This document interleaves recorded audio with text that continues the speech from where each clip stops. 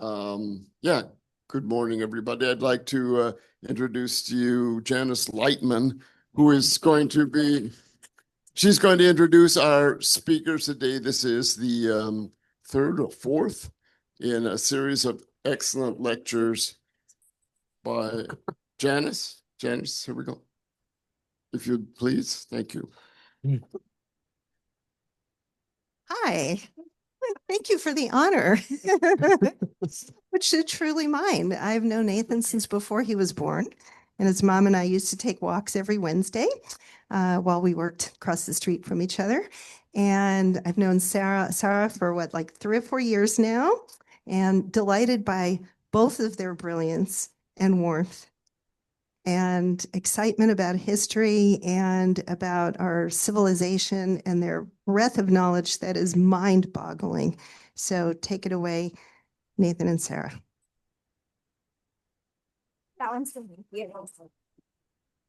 All right. Good morning, everyone. Welcome, and we're gonna talk about something a little more obscure today than some of our usual topics. We're going to talk about postmodernism. If you're like a lot of people, you may have heard the words postmodernism at some point. You may be a little unsure what they are. There's a lot of ideas about what this philosophy is out there in the world, most of which are wrong. And so today we're going to talk about what postmodernism is actually, and what it means for history, and what it means specifically for Jewish history. This may end up being the most controversial of our talks, well, we'll see. Let's just dive into it. Yes, and there we go. So, there's my clicker. Yes. So, terms. Before I dive in, I just wanted to define a couple of terms we're going to use. And the first is historiography. Historiography is a fancy word that just means the history of history. And that's what we're doing today. I'm not talking about the history of like slavery like we did one time, or talking about Jews and commerce and the history of that like we did another time. I'm talking about the history of how history is done. Because his history has its own unique history, which is what we're getting into today. Bias is a term you've heard of. Bias is just everyone's own perspective of the world. We all have bias. In history, that your bias may be as simple as simply thinking, I believe that this topic in history is really neat, and that's a bias right there. So it's not necessarily a bad thing, it's just something that all human beings have.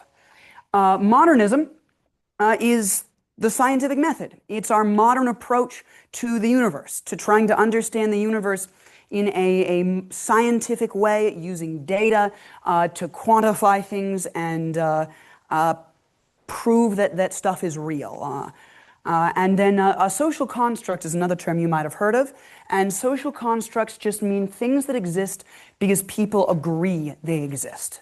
They sort of exist in our minds. Doesn't mean they don't exist, but they exist in our minds and in our beliefs. Do you guys have any questions about these terms before I go on? No? Okay. Let's keep going then. So I got a question for you guys. What is history? Anyone want to, what is history? Anyone got a definition of history for me? Ooh. All right. Here, hold on. Sarah will give you the mic. A study of past events. Study of past events. I like that. Anyone got a different one? That's okay. Study of past events is a good answer. Sometimes people say history is past events. And we got another definition. Well, you have the past events, and then you try to like find patterns and connections. Ooh, trying to find patterns and connections. I mean, that's one way of doing history. History is it's how we study past events, and one way we study them may be by finding patterns and connections. Another way may be by focusing on the lives of specific important individuals. That's called sort of the big man approach to history, where you look at like the lives of famous leaders. I'm going to very briefly talk about a few older ways of approaching history that sort of come before postmodernism. History is how we interrogate the past to better understand it. You've heard of the scientific method. There's a historical method that involves examining sources and using these sources to try and determine what happened in the past. And there's a lot of different ways of doing that. Modern history kind of starts with a German guy named Hegel, who I'm not really going to go into, but essentially Hegel says history is headed towards something. He says history is this grand narrative of human beings moving from X to Y. And Hegel believed that the Y that we were all moving towards was greater freedom. Other Hegelian historians say it's a movement towards greater justice, or towards being more civilized, or towards a higher state of culture, something like that. And there's problems, big ones, with Hegel's approach to history. And one is if you decide that all history is a narrative, a story, moving towards X, then, people tend to pick and choose their facts to make history fit the narrative and support their argument that we're moving towards X, instead of basing their theory off of the facts. This makes sense? You see how that's kind of an issue with Hegel. And then after Hegel comes another German guy by the name of Karl Marx. You may have heard of him. He's was a little influential for a while there. And Marx does what Hegel does, except Marx says history is a narrative of humanity moving towards communism. And Marx claims that he has solved history. He says, I have solved it. I have figured out by studying history, I've figured out how and why humans do what they do. And he says, I can use my science of history to predict the future and what will happen next. And I could give a whole entire talk about the issues with what Marx is trying to do. But the big one is that his data about the past is extremely flawed, and so he isn't actually able to correctly predict the future or what's going to happen. He also he puts history into these very rigid categories. He's like, you got your slavery societies and your feudal societies and your capitalist societies, and it's all very rigid, and it's all very, we are slotting things and people and communities into boxes in Marx's approach to history. And after these guys comes another German guy. A lot of German fellows in historiography by the name of von Ranke.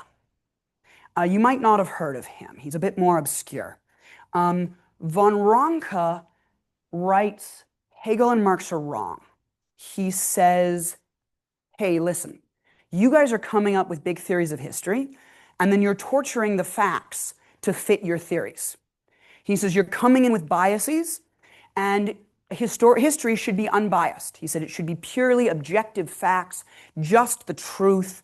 He said historians should be doing history just because they want to. They shouldn't be paid by anyone, because that introduces, maybe you're biased in favor of whoever's paying you. You need to be very neutral. You need to cite sources and use evidence, and you need to form your theories based on the facts rather than picking facts to fit your theories. He also says when you make these grand narratives, you reduce the people, I don't know what happened there. You reduce the people of the past to stepping stones. You say they're just less perfect versions of our society, or less perfect versions of the future society we're moving towards. And you kind of dismiss them. They exist for themselves, not for whatever comes next. Now, this is a very attractive approach, and von Ranke is still super influential. A lot of the way we do history now is still rooted in von Ranke's ideas. It's called positivism, what he does, of doing history as a science. We cite facts. We try and be non-biased. Can anyone think of what the problems with von Ranke would be? What's the issue with his theories? Yeah. Hold on a sec. Let's get you maybe we can get a second. It's the old saying, history is written by the winners. Yes. History is written by the winners. often we just don't have the right sources to talk about this stuff. He seems to think that we can, if you study history enough, eventually we'll just know what happened in the past and we won't have to study it anymore. But it leaves out like the history of the people who got conquered. And it is impossible to tell truly unbiased history. Everyone has biases that they bring to telling history. Von Ranke's idea of totally objective fact-based history ignores the fact that how do we truly be objective? How can we really do that? And so there's some issues. There's some issues there and some problems with his history. He's also very focused on like great man kind of histories. And there's other issues there. I see a hand. And then we'll move on because I don't want to spend too long because we're here to talk about postmodernism and that's not what this is. Yes? He assumes we want unbiased history. Sometimes history has purpose to the historians and to society that transcends biasedness. Absolutely. I quite agree. He assumes we want non-biased history. Maybe that's something we want. Maybe we're using history, it's serving a purpose to let us learn from the past. How are we supposed to learn from the past without passing judgments based on our values and being biased? If we're trying to be objective. And of course, neutral history does not mean politically neutral history. There's other issues there as well. So while we get a lot of good ideas from von Ranke, that kind of gets left behind. And then we get to a new idea that shows up in the 1950s, and that's called structuralism. And this is what I am. I am a neo-structuralist. Well, I draw from some other historical traditions, including sometimes postmodernism. I'm fundamentally a structuralist. And structuralism is the founding father of it was a French Jew named Marc Bloch, who was part of the French resistance, and he gets killed by the Nazis. But the book he was writing and couldn't finish before the Nazis kill him gets published after his death, The Historian's Craft. And structuralism says we need to look at the longue durée. We need to look at history in terms of centuries. We shouldn't be focusing on individual people and wars and stuff. We should be looking at trends across hundreds and hundreds of years. And we need to be looking for deep structures. We want this big picture idea. This is where we get like geography history or climate history or, goodness, I did a lot of structuralism. Who is here for Money and the Jew? You remember Money and the Jew, the talk I did? I spent a lot of time on economic structures in that one, and these widespread economic structures. You'll see stuff like, for instance, mineral resources. There's salt in the ground in different places, right? And animals go to find that salt and they make game trails. And in eastern North America, Native Americans formed their own network of roads following these game trails. And then when the British and the Americans show up, they build a new network of roads following the old Native American game trails. And so the modern day network of roads in the eastern United States is in part dictated by the presence of salt deposits near the surface in certain places. And that's an example of a structure in the land dictating all kinds of other things that come about much later. Does this make sense? That's structuralism. I do a lot of stuff with technological structures and economic structures. That's my real interest. But do you guys start seeing some issues with structuralism's whole big picture thing? Anyone think of a problem with this? Yeah, I see a couple of hands. What do you say, Jonathan? Well, I think that the compression of cycles caused by the advancement in technology blows a lot of this to smithereens, in my opinion.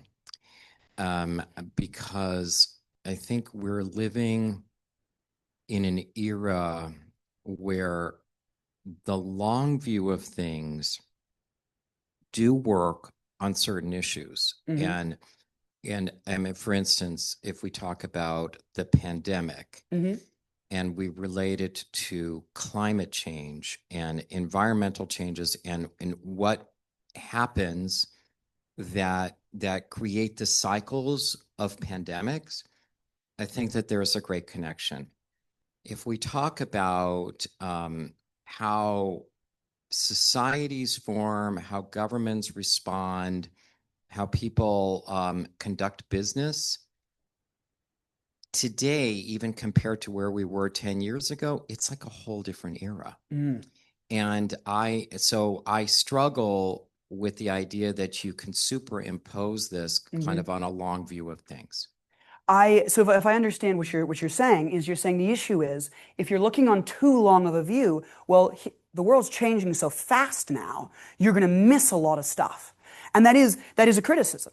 If we're looking at the super long view, then you're kind of missing out on a lot of like details. It tends to, for one thing, it tends to erase the individual. If we're looking at only doing history on the, in terms of centuries, then the actions of individual people or corporations or countries kind of gets lost. One thing that some structuralists do is there's a period in the early 20th century. It depends on when you start, it depends on when you end it. But I would say it starts in 1898 and ends in 1945, that structuralists will call the Great Explosion. And that's both world wars, the Russian Revolution, the Chinese Revolution, civil wars in Spain, all kinds, the Armenian genocide, the Holocaust, and a lot of structuralists will just sort of smush all of that together and say, that's the Great Explosion. And it's all basically one thing. And that's kind of a problem to a lot of people. You're kind of missing a lot of stuff going on with that long delay. Another big issue is it can't explain change. Right? If everything is the result of these deep structures that are geographic and technological and cultural, then what is causing those structures to change that causes society to change, and that increasingly fast change we're going through now? Structuralism can't really explain change. It's over-reliant on data. It's super modernist. We are looking at climate data. We're looking at geographic data. We are looking at the physical weight of cows based on analyzing the bones of cows found from Roman times in Western Europe to figure out the changes in economic structures after the Roman Empire falls. This is an actual thing they do. Gosh, you're getting really focused on data and you're kind of forgetting the human element. And that is a very real problem. I see a question back there. I'll take that, and then I want to move on. That's what I wanted to ask you to elucidate on over-reliance on data. Yeah, and that is a concern that some people have. You're focusing a great deal on this data, but how accurate is this data? How are your biases getting in the way of this data? You don't seem to be really addressing that, and data can hide a lot of issues if you don't interrogate it the right way. And so a movement emerges called post-structuralism, which says there's issues with structuralism. What can we do instead?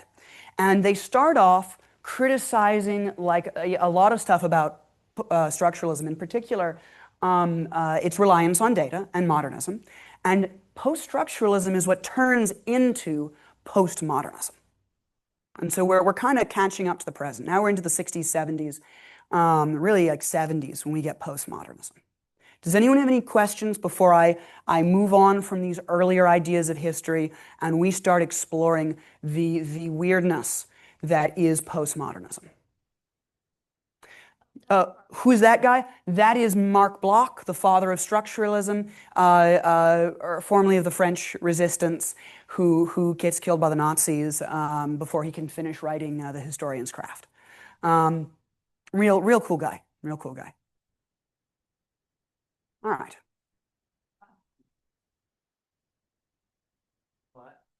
See, can they see me online? Go ahead. Okay. Planets aren't real, and I can prove it. No one's going to challenge me on this. No one's going to say, if planets aren't real, what are we sitting on? Come on, someone challenge me. Tell me I'm wrong. All right. Thank you, Janice. I'm wrong. All right. So all right. So you're saying planets are real. I mean, the Earth is real. We're sitting on something right here. So what's a planet, right? What's a planet? Well, Earth is a planet. Mars is a planet. Venus is a planet. Mercury is a planet. But there's a body in the solar system. Yes. Well, we're going to get there. We're going to get there. There's a body larger than Mercury that's not a planet. Have any of you guys heard of Ganymede? It's one of the moons of Jupiter. Ganymede is bigger than Mercury. If you made Jupiter a few times bigger, I can't remember exactly how many times, 10 or 1,000, whatever. I'm not an astronomer. 10 times. If you made Jupiter 10 times bigger, you'd have a small n star. And if you did that, Ganymede would stop being a moon and would become a planet with no changes happening to Ganymede at all. If it was orbiting around a star instead of another planet, it goes from being a moon to being a planet. Meanwhile, Jupiter and Saturn, these bodies that are nothing like Earth or Mercury, they're these massive things, way bigger than us, mostly composed of gases instead of rock and metal like ours is. They're planets. But Ganymede, the moon, all these other bodies in the solar system, they're not planets because they're orbiting around these things. And then you've got stuff like Pluto. Pluto was a planet, gets defined as a planet. And then they realize there's actually like at least 24 other bodies as large as Pluto, probably a lot more out there. And rather than add 24 more planets to the solar system, they say, well, Pluto's kind of small. It hasn't totally cleared its orbit. And they create a new definition, dwarf planet, an idea that had never existed before. They just invented out of the ether, and they shoved Pluto and Ceres and a couple other places into it. And so like this definition, this category planet, it's an idea that humans have come up with, and it doesn't make sense. Why are astronomers using this weird category of planet, even though it makes no sense that it includes Jupiter and Earth in the same thing, but doesn't include Mercury and Ganymede? Why are they doing this? It does include Mercury. It doesn't include Mercury and Ganymede together. It categorizes them differently. Why are they doing this? This is a rhetorical question. I'm about to answer it. And the answer is they are using these modern, scientific, supposedly based on objective reality astronomers are using a category, an idea, planet, that is older than the invention of written language. To your hunter-gatherers, to your cavemen, living way back in ancient times, the category planet made perfect sense. What is a planet? A planet is a light in the sky, and there's several of them, and they move in certain ways that are different from stars, and they don't twinkle the way that stars do. That is a self-contained category that makes perfect sense. What are stars? They are these twinkly things that are in the sky that move differently from planets. What is the sun? The sun is its own thing. It's its own category. It's singular. The earth is its own thing. The moon is its own thing. And this makes perfect sense if you are a hunter-gatherer, or if you're a Roman astrologer living in antiquity, or if you're someone living in the Middle Ages. These categories work. It's not until we get to some dude named Galileo Galilei who is messing around with telescopes who realizes, wait a second, there are other bodies orbiting other planets in the solar system. There are other moons. And then they take this category of moon that had one thing in it, and they apply it to, well, anything orbiting around a planet is a moon. And now Earth is a planet, and now the sun is just a star. And now they're taking these ancient, pre-modern ideas of the world, and they're torturing these pre-modern ideas and using them to do modern science. And so what claims to be modern, fact-based, objective science in astronomy really has its roots in these ancient, pre-modern, not at all scientific ideas of the universe. Do you understand what I'm saying here? What I mean when I say planets don't exist? What I'm saying is planets are an idea. The planet is a social construct. It's a concept human beings came up with to make sense of the universe. And it's got a lot of issues, doesn't it? Right? All right, let's keep going. You guys ready to go a little further down the rabbit hole? All right. Welcome to the other side of the looking glass. Yep, there we go. We can do this with anything. What's a chair? How do we define it? This is a chair I'm sitting on. Okay, that's fine. Yeah, if we sit on something else, if someone sits on a table, is it a chair? Has it changed? Well, no. All right. What about, that's a very good point. I want you to hang on to that. Liability insurance is real. Does it have to have 4 legs? What about ottomans? What about stools? Is a bar stool a chair? If I show you the Abraham Lincoln Memorial in Washington, D.C., is he sitting in a chair or not? Is that actually a chair? Thumbs up if you say it's a chair, thumbs down if you say it's not a chair. So you guys are saying it's a chair, but I can't sit in it. Okay, so this is on a similar type of thing.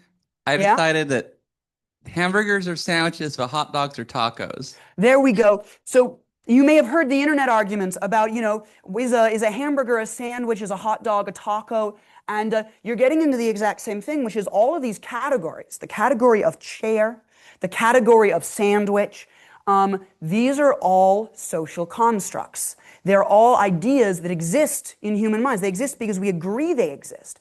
But when you actually interrogate them, when you start sitting down and saying, okay, what counts as a chair? Do representations of chairs count, even if you can't sit in them? Do stools count? What is this? What isn't this? Then you start running into all kinds of problems. I see a hand over here. Yes. You've got a microphone, please. Yeah. This is great. I love it. Good. But, I read ¡Sapiens by Harari. Yeah. You know the book? Yes. Yeah. And so he basically says everything's a story. Okay. So how does that comport with what you're saying? It's the same, where you were just using different language. He is, when Harari is saying everything's a story, he's quite right. And that's postmodernism. Everything is a story is another way of saying everything's a social construct. Chair is a story. Constructed in our minds.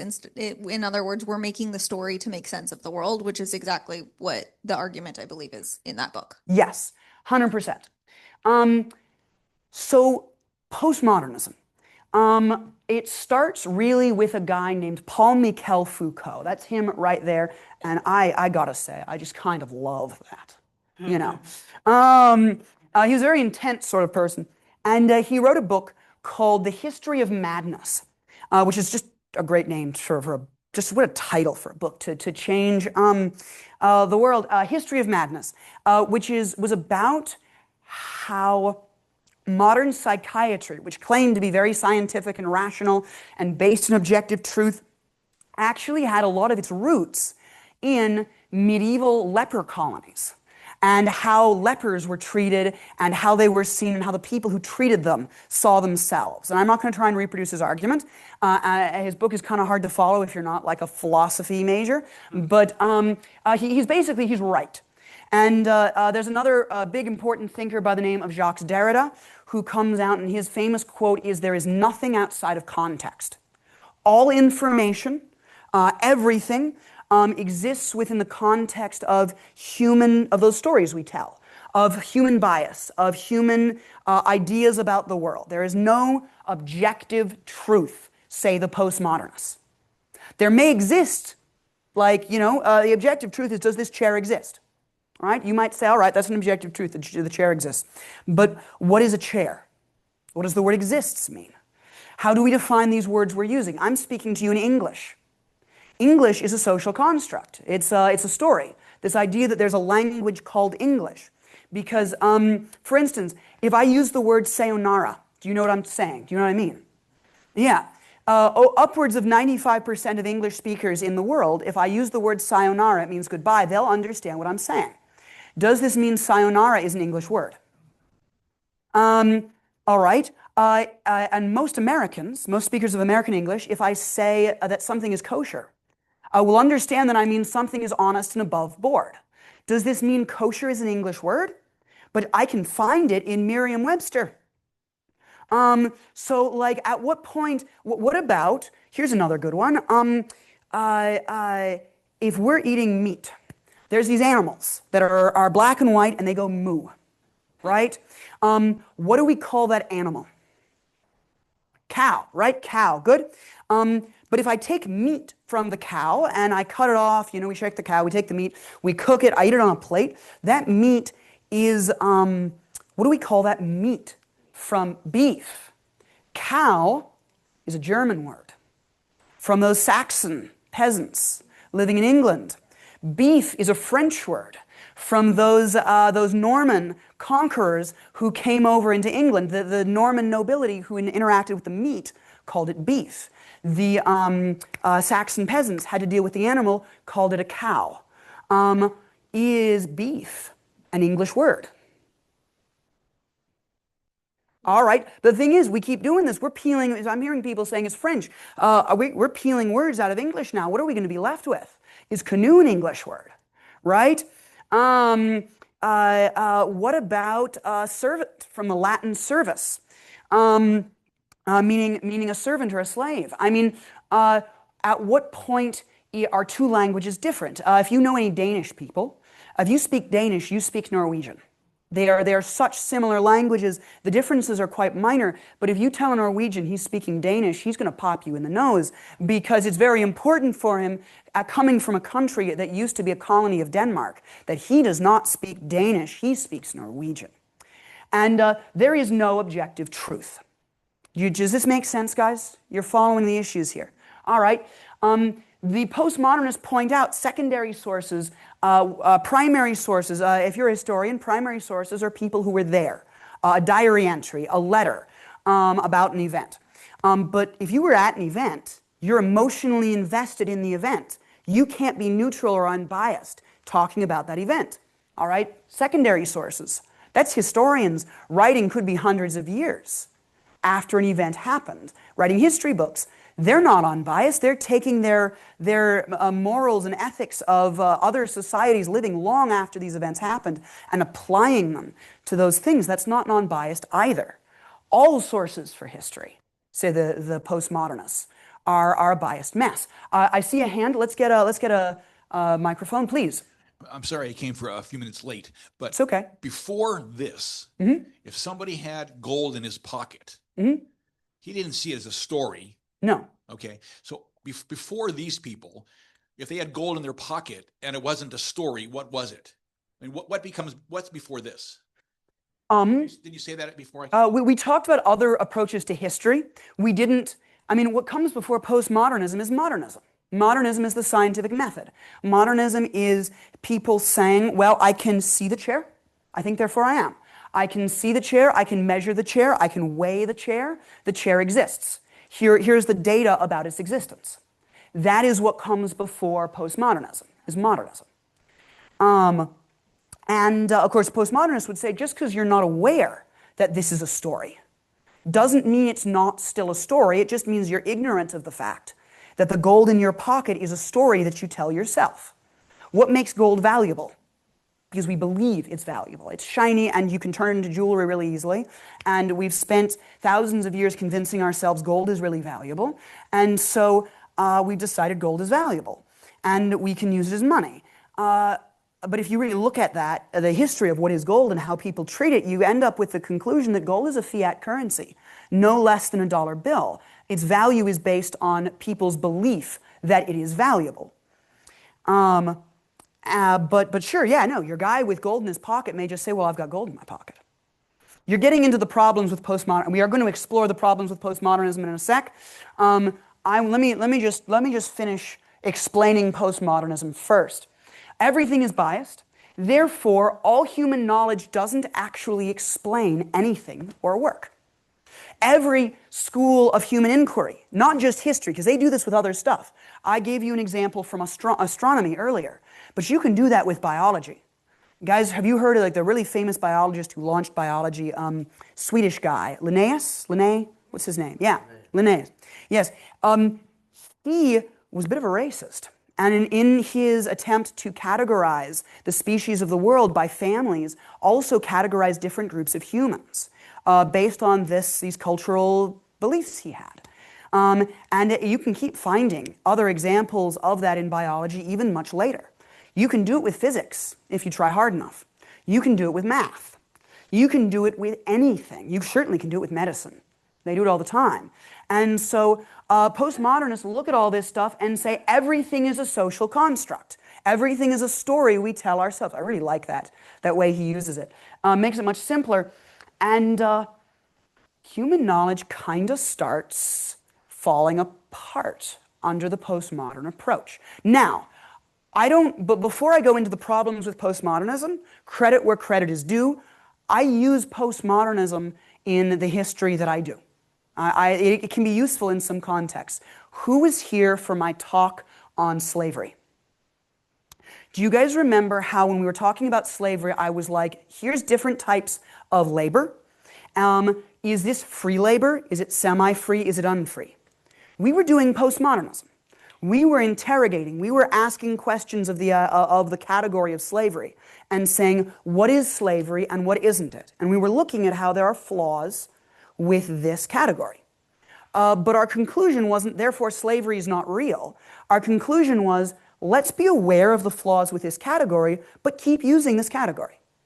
Because ultimately, my argument, I would say, these social constructs we come up with, we come up with them to better understand the world. Terms like chair and the English language and planet are useful.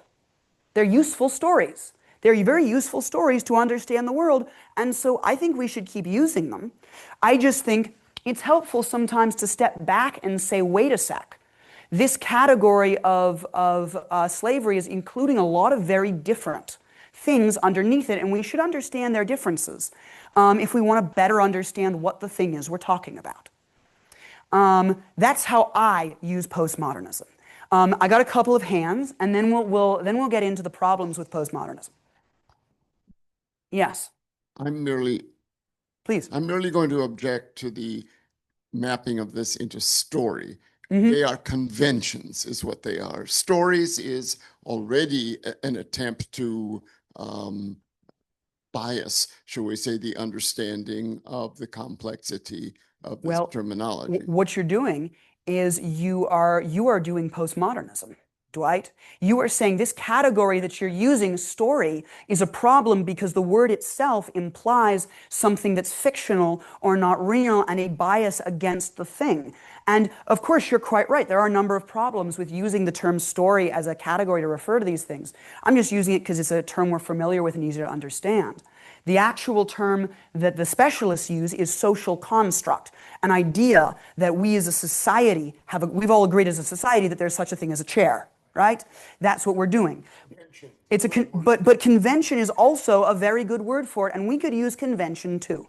You're quite right. Yes, sir. A brief word on the value of vagueness. Vagueness, as opposed to certainty, is what allows us to have creativity and new ideas. You're quite right. And another issue, one thing is vagueness is unavoidable, is one of the lessons I think we can draw usefully from postmodernism. And if you look into academics and the study academics are doing in universities, there's a long history of academics having these just big, knockdown, drag-out arguments over really niche, like, how many angels can fit on the head of a pin kind of issues about categories and terminology.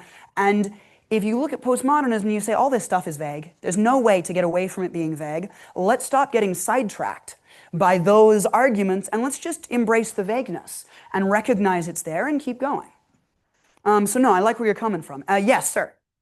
Okay, so I don't want to preempt the latter part of your talk, but just in looking at this list, I mean, it seems to me that Edward Said takes all of this, infuses some Marxism into it, and it's basically this with some would you agree with that statement?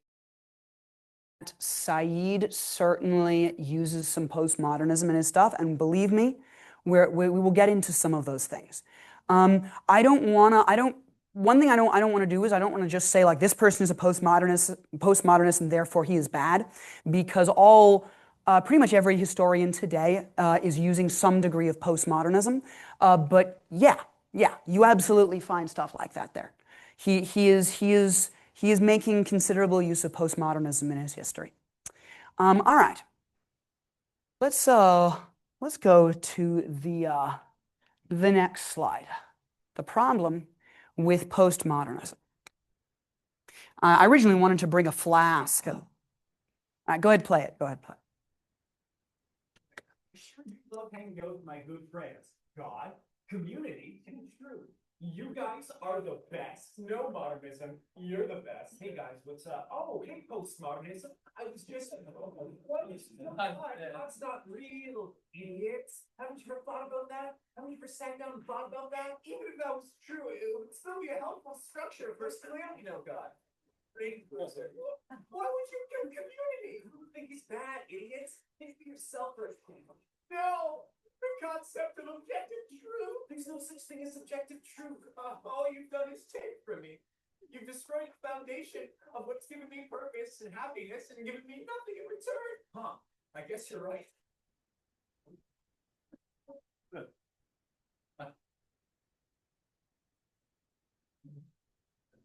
Oh.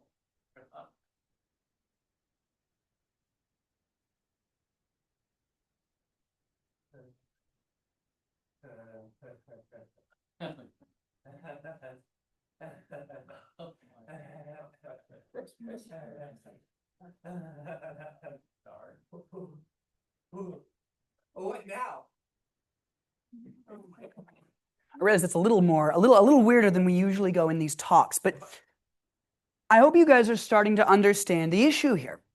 And oh gosh, I'll go on to the next slide. No, we don't want to watch it again. Okay, so objections to postmodernism. What do we do with this? What next? Postmodernism says, all right, there's no objective truth. You can't get objective truth. So, like, at a certain point, if you take it to its logical extreme, what's the point of any human inquiry? Right? It's impossible to do objective, unbiased history or science or anything, so why are we doing any of this? And some people will take postmodernism and say, well, okay, you can't do objective truth, so whatever, I'm just going to keep doing the same history I was always doing and change nothing because I can't actually eliminate bias. Some people take a look at it and embrace bias.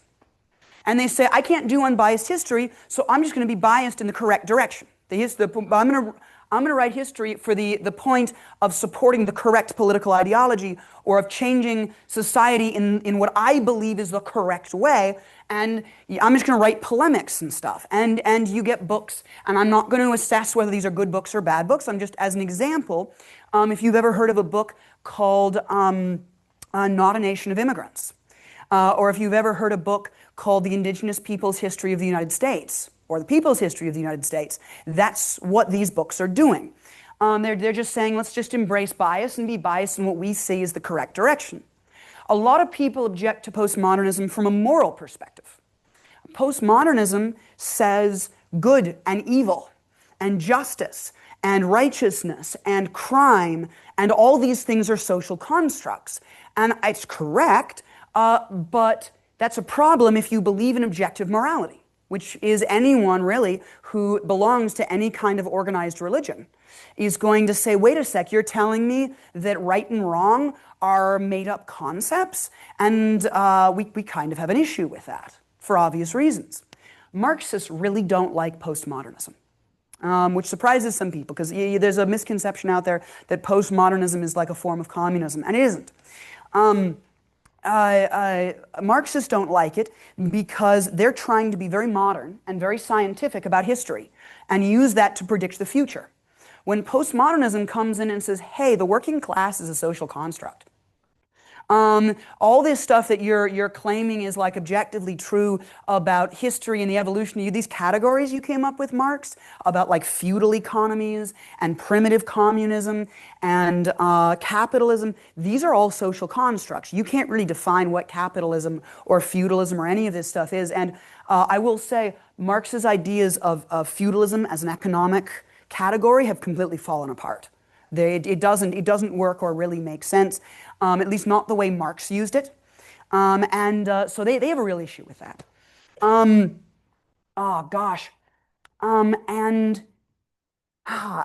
end up with Well, postmodernism says nations are a social construct. All right.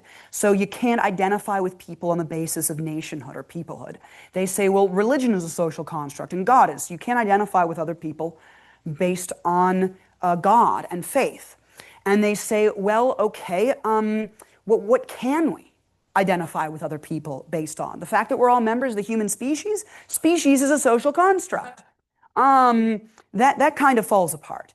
And so you end up with this, if you take it to its logical extreme, you end up with this weird sort of nihilism. You can even end up with people arguing like against basic useful modernist concepts. When I was in grad school, I read a book called, it was called Inescapable Ecologies. And it was by a woman writing in the early 2000s, very postmodern, who worked herself around to arguing against the germ theory of disease.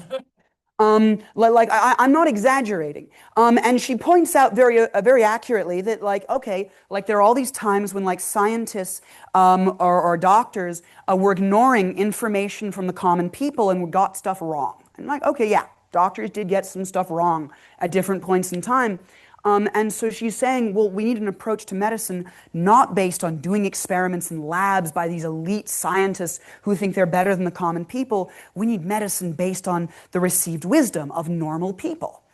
And like, and there were parts of the book where I was like, wait, are we trying to bring back the miasmatic theory of disease? Are we throwing out like the science being done in labs? Like she's writing before COVID. And we've had some real issues, I feel, with common people trying to not listen to what, like experts can get stuff wrong, but sometimes they really do get stuff right. And so there's issues there too. And so you guys, I think, can you see the problem here? Yes.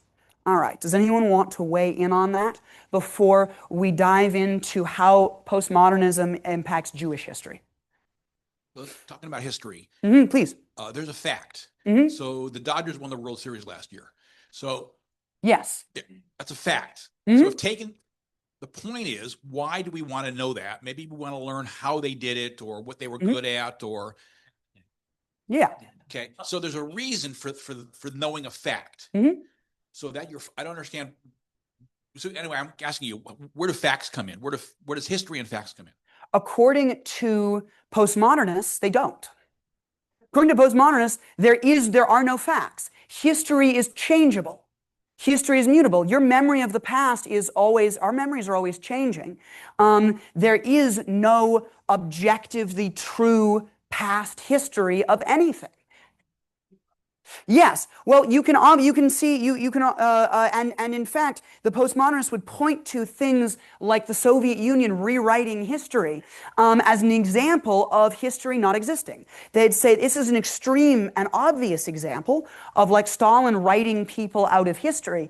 But they would say other countries and other political systems have done this too, just to a lesser degree or in different ways. This isn't the communist. This isn't an example of the communists embracing postmodernism, because the communists would say, no, it's a fact that like this person was not an important part of the revolution and was always an evil counter-revolutionary working against us in secret, and we never really glorified him. They're trying to present that as a fact, as a modern fact, whereas the postmodernists are saying you're just making stuff up, and everyone is making stuff up when they're trying to tell history, and like this is an issue. This is an issue. And so, oh gosh, and so we find ourselves with kind of a drift with postmodernism. And a lot of people say, what's the point of this? And how can we use it? And my answer is that postmodernism is useful when it allows us to be aware of the flaws in our approach so we can counter some of those flaws. Yes, all these things are social constructs. But social construct doesn't mean something doesn't exist. And we created these things to understand the world. If chair is a useful construct to understand the world, we should keep using it.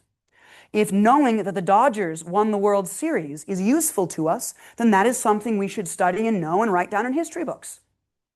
And, if science is helpful, if medical science is making breakthroughs and advances, then we should keep doing medical science, right? If something is useful to us, let us use it. Let us be aware that it has flaws, and if those flaws get so big that they become a problem, let's redefine it. But I mean, before I move on, I just want to point out a couple of the more ridiculous aspects of postmodernism. Postmodernists say, well, a national border is a social construct. Go hop the North Korean border and explain that it's a social construct to the border guards. Foucault wrote a book called Crime and Punish about how crime is a social construct. Okay, it is. Now go steal something from someone's house and explain to the police, well, this was just theft is just a social construct, right? Race is a social construct. It absolutely is. You can very clearly establish that. It's defined culturally. But social construct just means it exists in people's minds. Go tell an African American person that race is a social construct, and they'll say, well, maybe it is, but that doesn't mean that I don't have to deal with racism, right? It doesn't mean that Jews don't have to deal with racism. And we're going to get into that in just a second. And so this is helpful up to a point, but you cannot take it too far. And it has had some consequences. Postmodernism has had some consequences on society that I do not think have been altogether positive. We've got a question. Since we're dealing with human beings, what is not a social construct? What is not a social construct? According to postmodernists, everything is. Everything is. Everything is.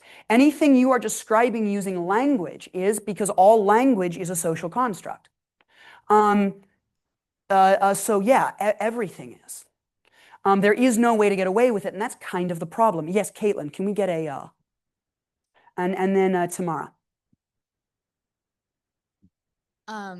Taking the idea of postmodernism to its extreme and using it as a social construct to explain this, if you take it to its extreme, it's very isolating to think that everything is made up, everything is a social construct.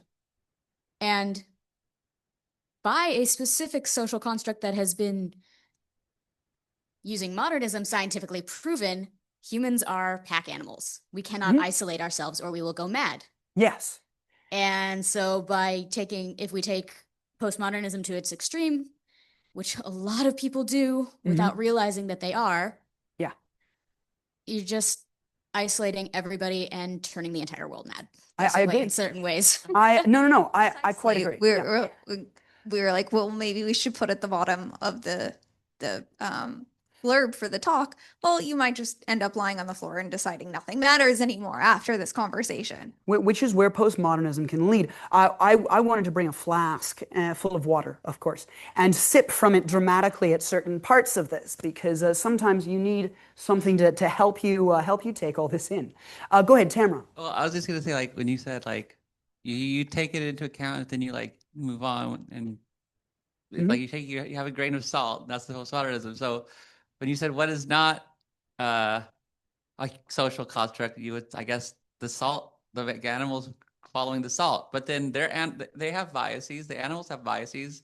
Why are we separating non-human animals from human? What is salt? Salt is we've been reading a history book on salt, and the word salt has meant different things in the past. In Europe, they used to call sugar Indian salt.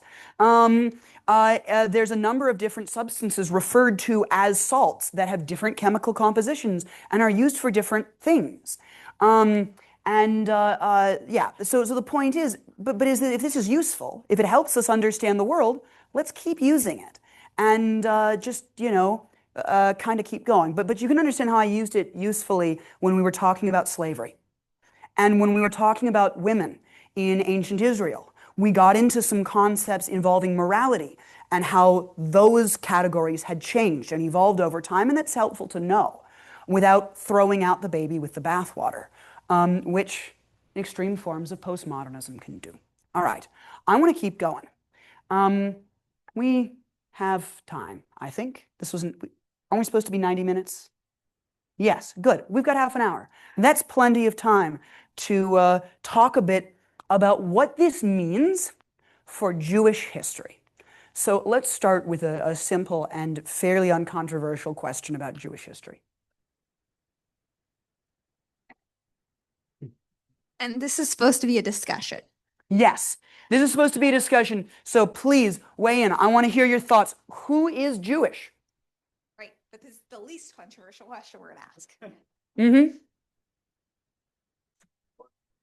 Basic traditional thing is somebody who affiliates with the Jewish people or tribe or clan or group, nationality, who may and is supposed to or whatever ascribe to the idea of one monotheistic deity. And according to the rabbis, would be born of a Jewish mother or who is naturalized through conversion. So someone who is affiliated with the Jewish people and community, believes in a single deity, and either had a Jewish mother or converted. That's a definition. Let's keep that let's put a pin in that definition. Keep it in mind. Yeah. Let's see. Someone who's someone who's so the ancestry starts with the Mamlechet Yehuda, the Yehud Medinata, so descendants of our forefathers. and then you got conversion, which could be it could be like it is now, but at other times, like in Yemen or in it was different. Like with what was his name? Dunuas. So people who are descended either from our forefathers or people who converted in. I like that definition also. Once you pass that, let's get a couple other people. Different, more strict sure. conversions. Mm-hmm. And, there's the question of which conversions count.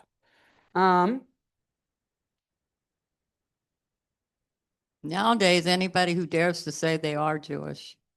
Anyone who dares to say they are Jewish. I'm sympathetic to that. Yeah. My question is, what I've been trying to figure out, what is a Jew? Yeah, of course. A Jew. And I'm wondering if what we're talking about is dealing with the truth or what is to be a Jew, based on, say, from the Bible, God created everything and then he made man. Does that mean that the truth is what man can bring about because of what God has created, like the chair you use? That's interesting. I feel like you're getting that's a little off our topic. The question of what is truth is certainly one we have been asking today, and it's one the postmodernists say doesn't exist. And I am saying if it makes sense and it's helpful to us, then we can define something as truth. Just one more thing. Please. Because we can ask a lot of people what it is to be Jew. We get a lot of conviction. And my point is there a way to look at what God says? Rather than letting humans define Judaism, what's God's definition of Judaism? That's a good one. If we could ask him, that would be a great way to have like an official formal definition would be ask God. Unfortunately, I don't think any of us here are prophets. And we can look at the Torah and we can look at the Talmud, but people do and come up with different answers. But yes, Jonathan. So I would say the answer is whatever the standards of the community are for the time frame in which the question is being asked. That's good. That's good. So we're defining it based on time and place. It's contingent now. There are different standards for different communities and different places. That works. That works. Yeah. Well, the question would be, Moses Mendelssohn was a Jew. Mm-hmm. Sure. Was Felix Mendelssohn a Jew? Okay. Let's start asking the question, who specifically is? So I got a question for you guys. Thumbs up if you say Jews, thumbs down if you don't. Is the members of the modern day Reform movement, are they Jews? Thumbs up or thumbs down? Cool. All of them. All of them. If they say they are, they are. All right, I would agree. I think members of the modern day Reform movement are Jews. Members of, I assume we all agree that conservative Jews are Jews because this is conservative. This is a conservative institution. But how about Orthodox? Are Orthodox Jews Jews? You know, Satmar, Chabad, mainstream Orthodox, KI. Okay, cool. Yeah, I agree as well. All right. The Reconstructionist Jews, are they Jewish? Okay. All right, the Reconstructionist Jews. Let's see. Are the Karaites, the Karaites who reject the Talmud but accept the Torah, are they Jews? All right. I would say they are. Not everyone agrees with me on that. But sure, no, that's good. Karaites are Jews. Okay. So what about what about Samaritans? Are the Samaritans Jews? Because they don't quite have the same Torah as we do. They still perform sacrifices. They're very different from us. We have common ancestry. Genetic studies have proven we and the Samaritans are both descended from the ancient Israelites. But are the Samaritans Jews? Thumbs up. Ooh, I'm seeing a thumbs down. I'm seeing a thumbs down. Another thumbs down. All right. So we're reaching the edge. Let's keep going. Let's keep going. Let's go through the looking glass. Was Jesus a Jew? Yes. All right. Were Jesus's early followers Jews? Before Paul, were they Jews? Okay. After Paul, were they Jews? No. Yeah, I'd say that's a change. So if Jesus was Jewish, his early followers were Jewish. What about the Messianic Jews? Are they Jewish? No. All right. I don't think they are either, but they do identify as Jews. Today, we had someone giving, if you identify as Jewish today, that's, you know, you paint that target on your back. Does that make you Jewish? But yeah, I'd kind of say they aren't. There's a group in South Africa called the Lemba who identify as Jews. And there's some genetic evidence of Middle Eastern ancestry, and they have some practices which are similar to Judaism, but also similar to Islam. They don't eat pork. I think that's what they have some dietary rules, and they identify as Jews, and they want a representative on the board of Jewish deputies of South Africa, and the board of Jewish deputies of South Africa has said, no, you're not Jews. To which the Lemba say, you're just being racist towards us. To which the board of deputies say, well, you don't follow the Torah, you don't have the Talmud, you don't have these laws we do, and so when we are doing Jewish history, the point I'm trying to make with this slide, we talk about the history of groups we do consider Jews. We also, it's important to talk about the history of groups that aren't Jewish that are related to us, and other groups that are clearly non-Jewish but had interactions with us. That edge gets blurry, but you can't really tell Jewish history without also talking somewhat about Christianity, about Islam, our Abrahamic cousins. If we're talking about the history of the Jews in China, we're also going to be talking about the ideas and beliefs of the Chinese majority and how they influenced the Kaifeng Jews, which they absolutely did. If we're talking about doing a history of Yiddish, we're also going to want to talk a little bit about German. Does this make sense? This is one way in which postmodernism influences Jewish history. Any questions about this before we move on? I see two questions. Let's get Janice and let's get Dwight.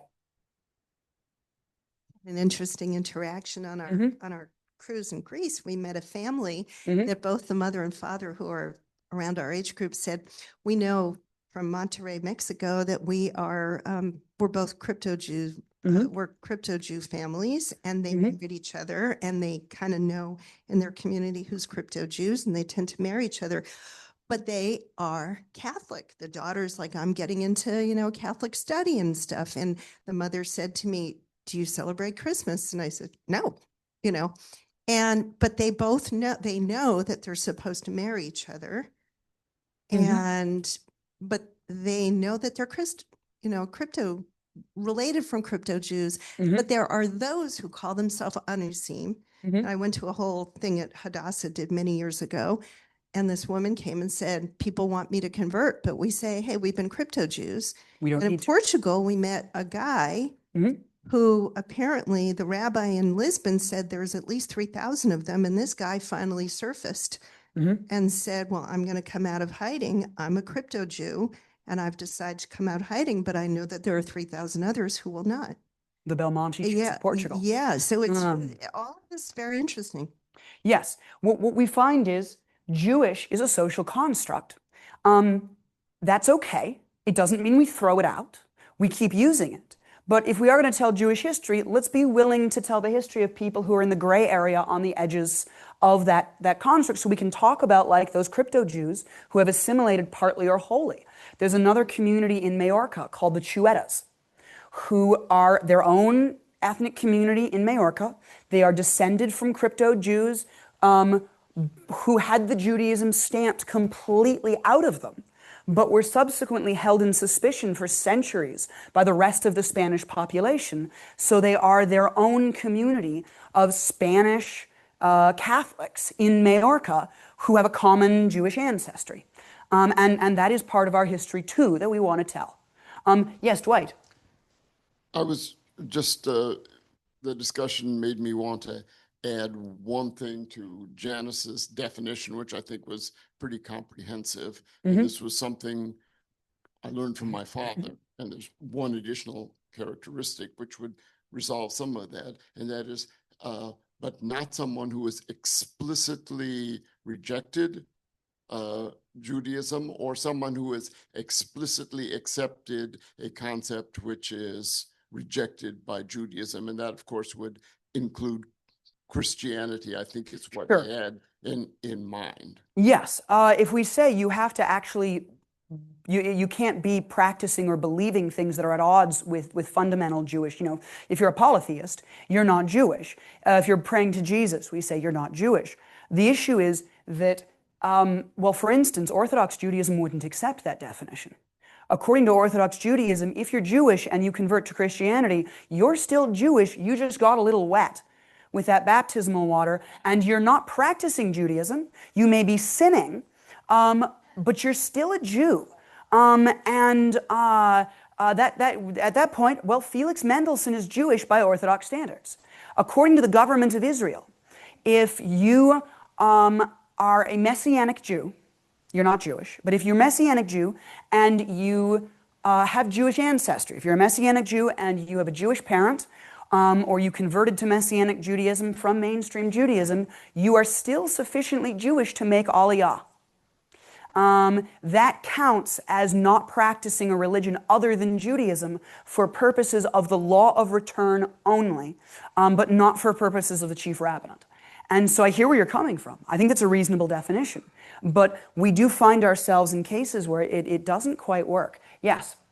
Because when you were saying, Janice, you were saying about like the Portuguese, what was you saying about the Portuguese? Yeah, because I know it was, what was it, Don Gracia Mendez Nasi? She was, she got people to go to they came out, they were on a team in Portugal, because I think the way, in 1492, a lot of them went to Portugal, but then it was there was a royal wedding and they had to all convert at once, but they couldn't leave. But then she had a this is the kind of history, yes, that we want to study and tell. I don't want to get too off topic though into these specific instances. But yes. All right, let's keep going. I want to go to the next one. We're going to just get slightly more controversial, but only a little bit. I promise.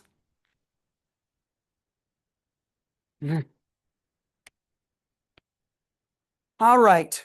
So I first met my wife in a world history class at Sac State during COVID online.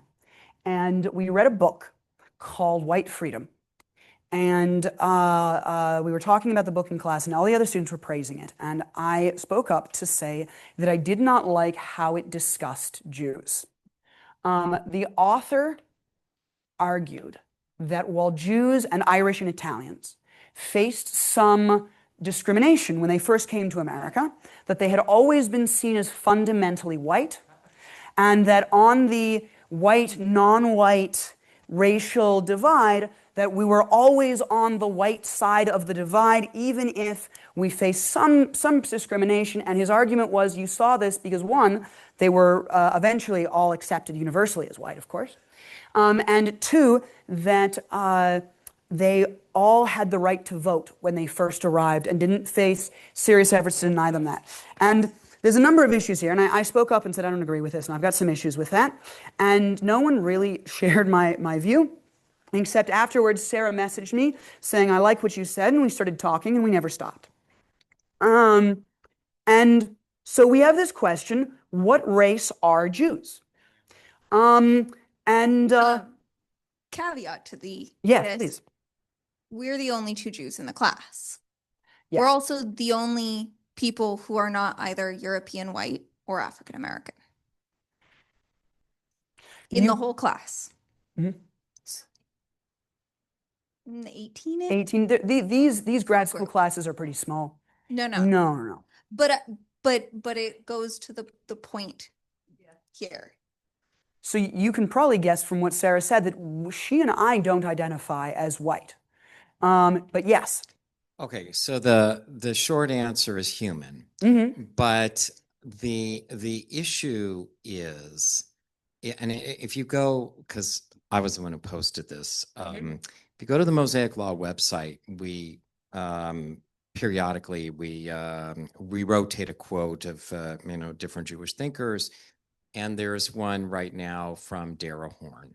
Mm-hmm. And essentially what she says is, and this goes right to your question, Jews predate the modern concept of race. So our definition is a long paragraph in English, which you could see it on the Mosaic Law website, but in Hebrew, it's a 2-letter word, am. I like that. That's a good answer. Once again, Jonathan, now when we fill out these things, and I agree with him, where it says other, he's putting down now, what is this? Jewish indigenous to the Levant.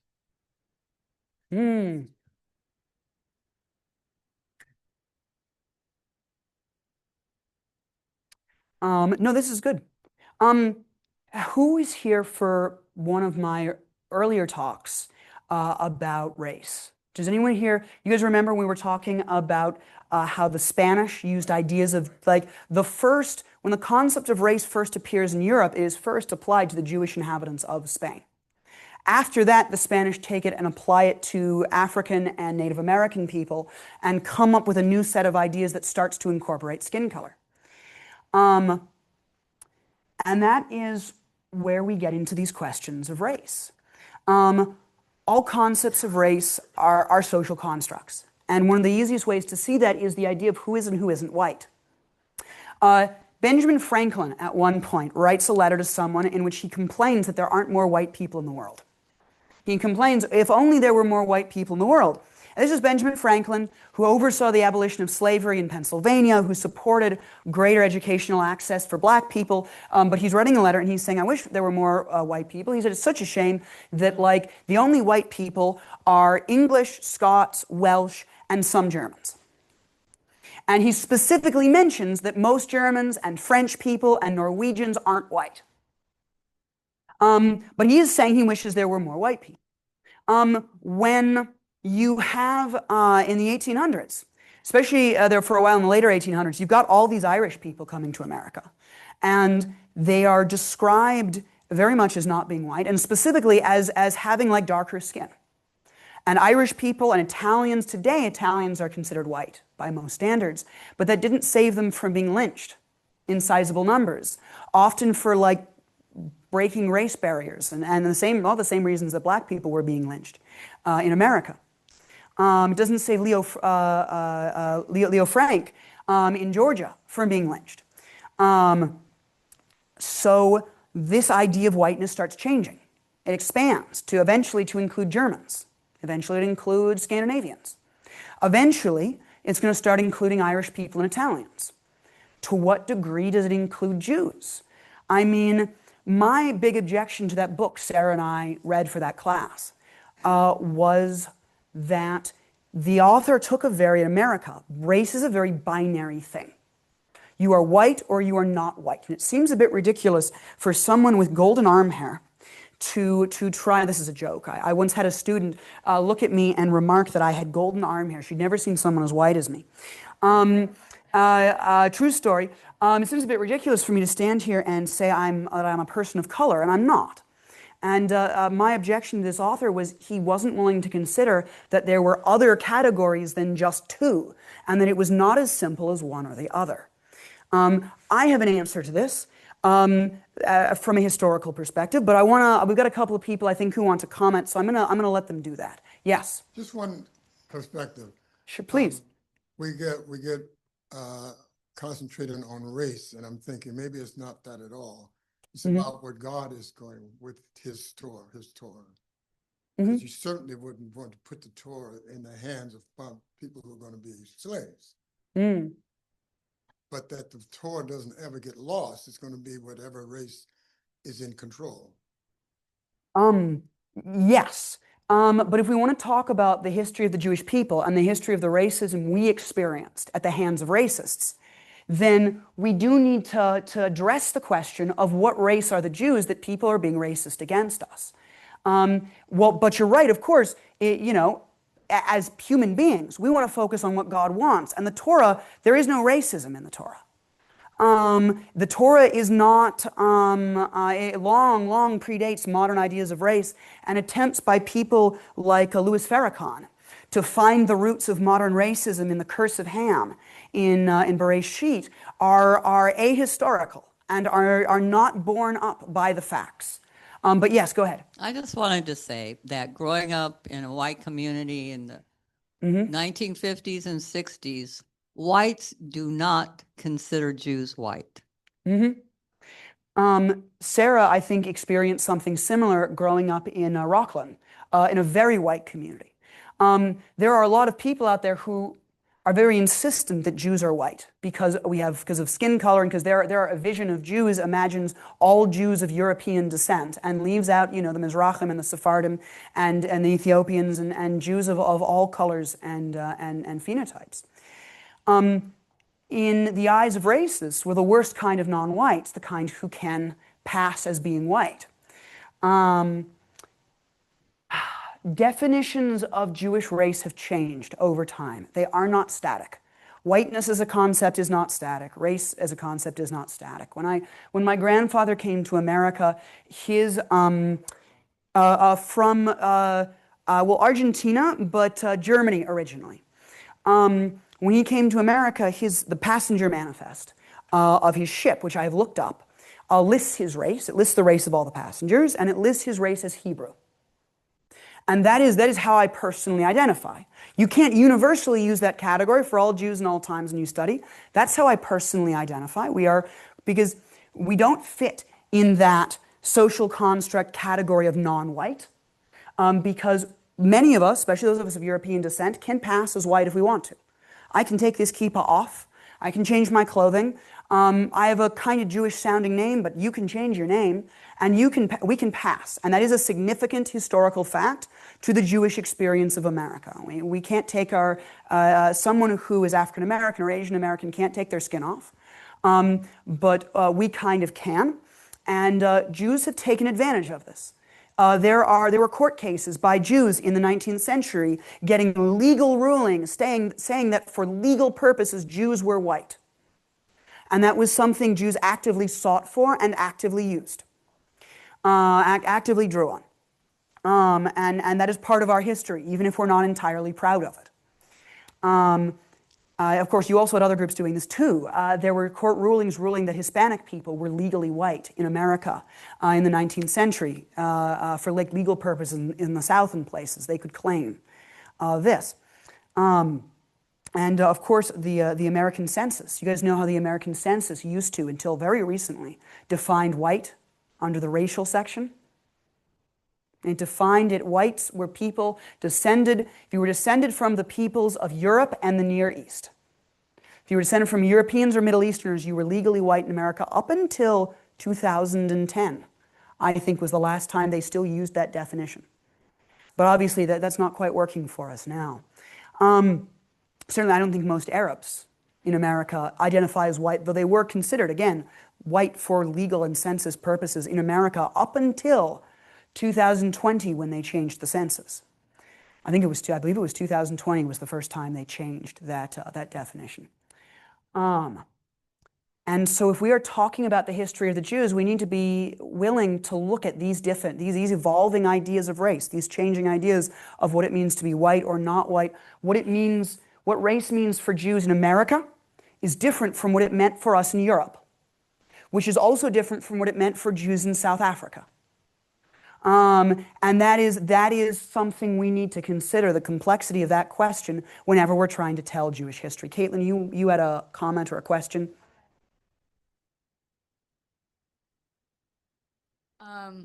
What I wanted to say was just sort of piggybacking off of Jonathan's comment is that Jews are almost every race because historically we have been all over the world and accepted into many different communities. Yes.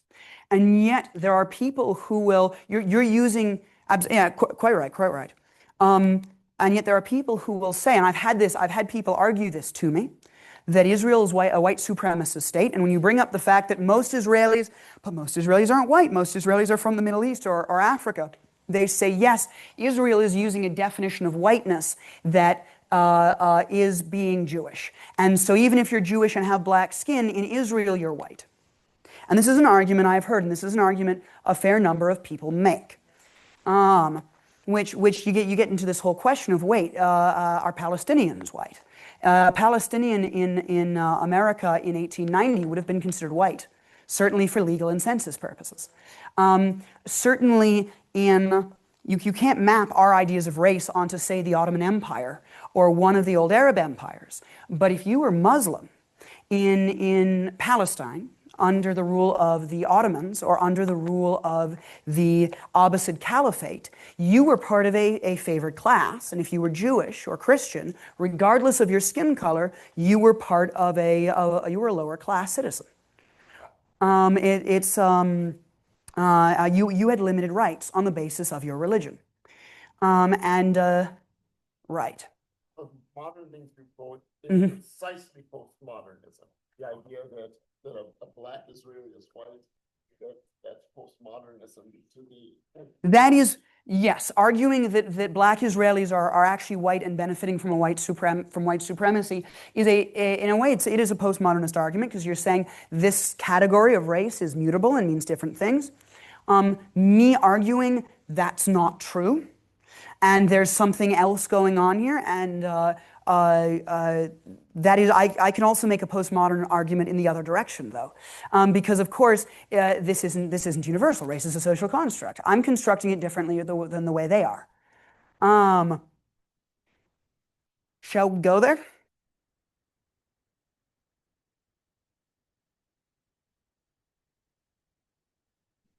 What does it mean to be indigenous? What does it mean to be indigenous to a place? So I'm hearing a couple of answers. One is that it's a frame of mind, of course, and kind of everything is. Another is that it is, what did you say? To be born in a certain place. Okay. That is a common definition that some people use. By that definition, though, you end up saying that, for instance, by that definition, large numbers of Jews, I was born here. Does that mean I am indigenous to Sacramento? I don't know how the Maidu would feel about that precise definition, even if that would be a convenient definition for a lot of anti-Zionists. Yes, Dwight. It's used to mean that you are descendant of people who were here forever. I'm afraid, can you say that into the mic? It is used in modern times to mean that you are a descendant of someone who was of a chain of people that were in this particular location forever. A descendant of a chain of people who are in a place forever. Yeah, you want to say that? So by that definition, we're all from the same place in Africa. Yep. We're all forever. Like Kenya, Uganda, Tanzania is where we're all indigenous. I see more hands. Let's get Jonathan, let's get Tamara. Okay, so I'm gonna do a Captain Kirk thing here. And Split infinitive? Yeah. No, but I'm going to answer the question by taking on the question here. Please. Which is to say that both this question and the prior question are only theoretically postmodern because they are designed to elicit a response based on a political abrogation. That's really what it is. And this is where what I want to challenge something earlier in terms of the connection between postmodernism and Marxism, because the political result is very much a neo-Marxist result. So if we say, what does it mean to be indigenous? It depends. If we have a factual basis to the answer, it means that there is a certain level of rootedness that if we accept the idea of objective truth, then says this is really indisputable as a quote unquote objective truth.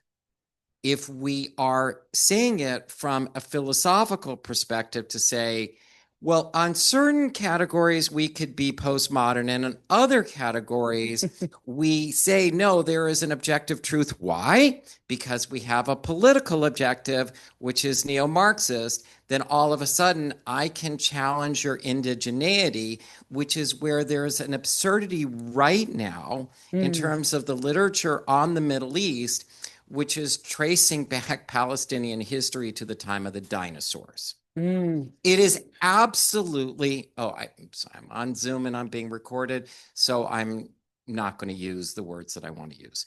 But you know where I'm coming from. I do understand where you're coming from. And so this is where I would say that for the Jewish people to connect to indigeneity, this is very much a part of our idea of as opposed to our idea of race. Because nation. Because we are fundamentally not a religion. We are fundamentally a people and a nation that is grounded in a faith. But if we say that we are a nation, we have to have some idea where that is.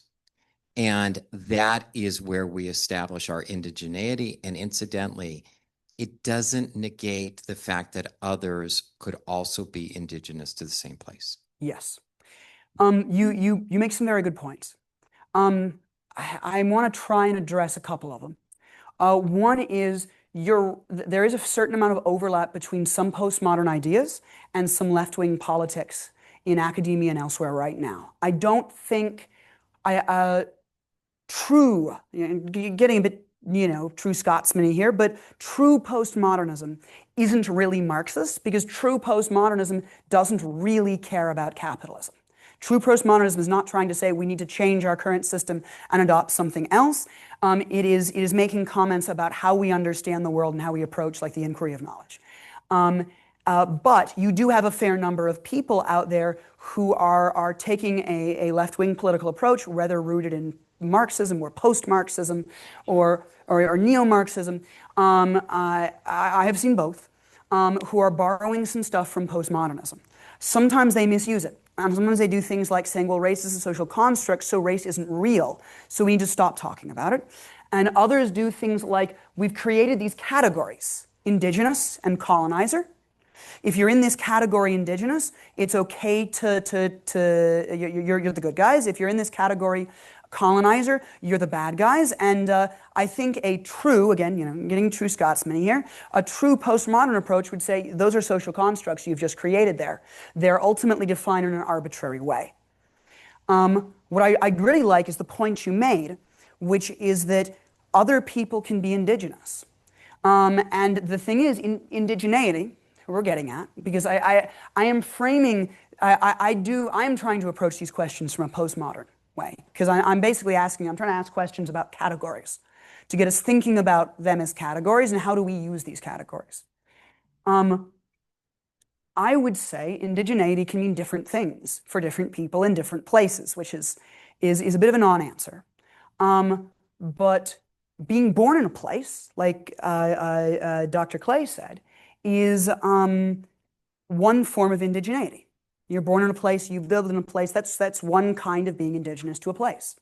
I think being descended from people who come from a place is another way of being indigenous to a place, and having some kind of right or claim there. I think practicing the culture of the people from a place is another important one. I don't think we would say someone with 2% Cherokee ancestry, are they an indigenous person if they don't look Cherokee and don't practice the Cherokee religion and don't engage in the Cherokee culture? Can they truly claim to be indigenous? And I think a lot of Cherokee would say, no, get out of here with that. But of course, all these identities, like Cherokee is just as much a social construct as being French. One thing you said, I did want to let Tamara say something. One thing you brought up was something that sometimes happens in like history and archaeology, where they are digging up Stone Age remains in Israel, and they're saying these are the bones. We found a set of remains of a Palestinian family from 3000 BCE, and at that point, and postmodernists would criticize this. They'd say, you are taking a 20th and 21st century national identity and you are projecting it thousands of years in the past to people who would not have known that term, would not have understood that identity, and would not have used it. Of course, this criticism doesn't just apply to people trying to do that with Palestinians. This criticism applies to people who say, we found the remains of a French family from 3000 BC in France, long before the French language had come into existence or the concept of Frenchness existed. I think it's important to, but you're right. This is also something we need to be aware of in history, is we should not engage in presentism, where we take modern concepts of nation or race and apply them long before they had existed in the past. And there are people who absolutely do that.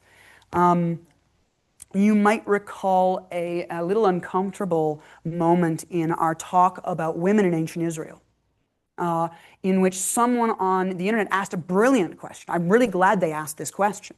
They said, why doesn't the Torah ban race? Not race, it doesn't ban rape. Rape.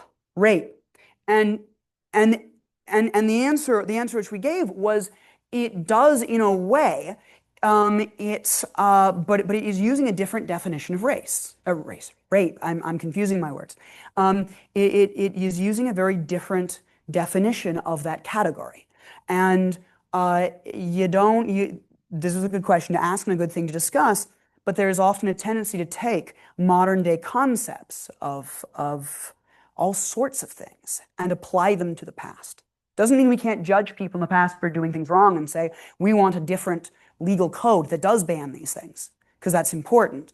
But we want to keep in mind, if we want to truly understand people in the past, that our categories aren't theirs. What? Presentism. Presentism is when you take present ideas, present categories, and apply them to the past and say, we're learning, we do that when we talk about the history of ancient Americans, right? Or we talk about ancient Americans before 1492. Yes. Being talked about here. I think that what I don't need that, by the way. I'm all right. I can speak very well. Okay. It's called belief. Mm-hmm. And belief from time to time is part of sales. Sales make the world go around, mm-hmm. and other things do other things. But basically speaking, when you look all over the world, and I've been blessed that I've traveled pretty well all over the world and talked to different people. And I came back home, and that was in Montreal, okay, to think about the things that I saw and the things that I did, the people that I met, etc. And I found that basically speaking, people can almost believe almost anything if you have an orator who knows how to deliver. Okay? You're right. Deliver is the key. Okay? Mhm. This has nothing to do with post office. This has to do with a person who can actually deliver, make things happen, and the world has been surrounded by those kinds of people forever and will be forever.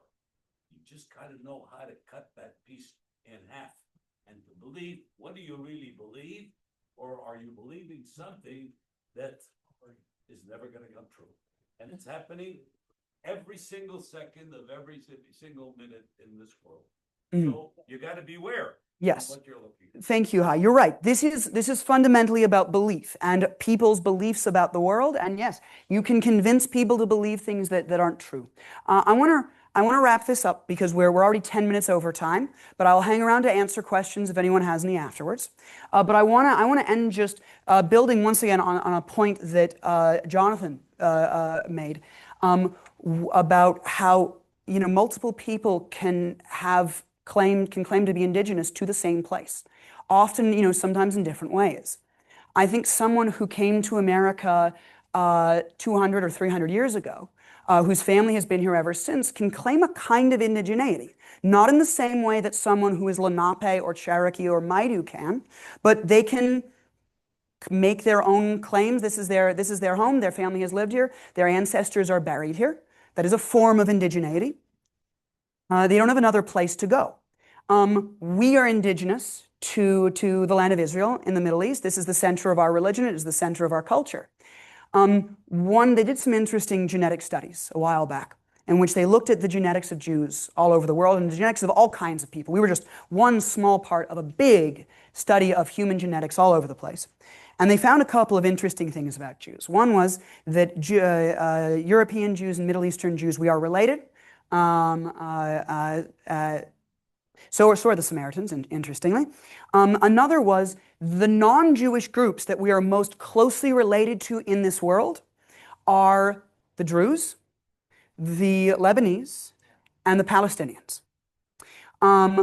When the Romans suppressed Jewish identity, and they tried to stamp us out in our homeland, when they renamed Judea, Syria, Palestina, when they banned the Jewish religion there, when they did this, the Jews they led away in chains to be slaves elsewhere. Those are our ancestors, specifically our ancestors, including myself there, who managed to maintain our culture in exile because there was less focus on stamping out our culture in other places.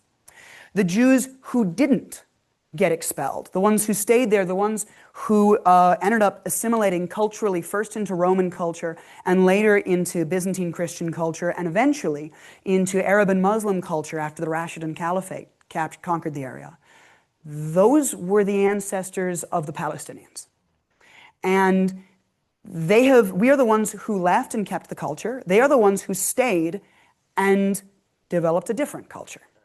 And both groups can make a valid claim to being indigenous. They are different claims to indigeneity. They are based on different definitions of what it means to be indigenous to a place. But neither one, I think, can be rejected out of hand.